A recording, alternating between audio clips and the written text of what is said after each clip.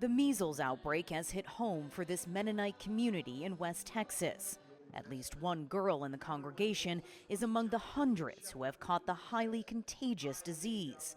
Pastor David Clausen says she's doing fine, and he's not about to lecture parents on vaccinations.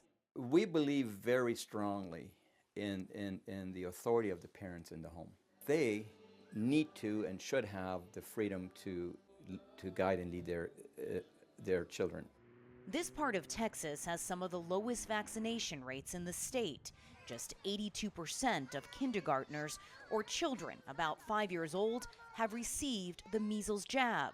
We need about 95% of the public immunized against measles in order to limit the spread of the disease. If we get any less than that, then there are enough unimmunized people that can be easily infected and then spread that infection to other unimmunized people. Health officials have confirmed 259 cases in Texas and at least 35 cases in neighboring New Mexico and 2 probable cases in Oklahoma.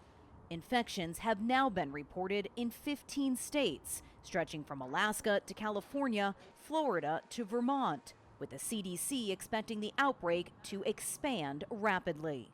Vaccination rates across the U.S. have dropped since the COVID-19 pandemic, as skepticism over their safety and effectiveness spreads despite decades-old scientific research. According to the CDC, in the last school year, less than 93% of kindergartners in the U.S. had received their measles vaccine. On Friday, Texas health workers received training on how to identify and deal with measles, a disease declared eradicated in the U.S. 25 years ago.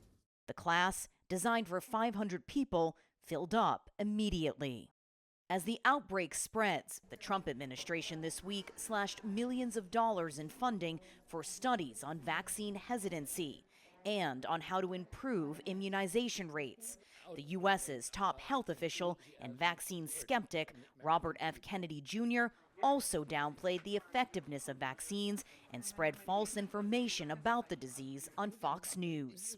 When I were kids, everybody got measles.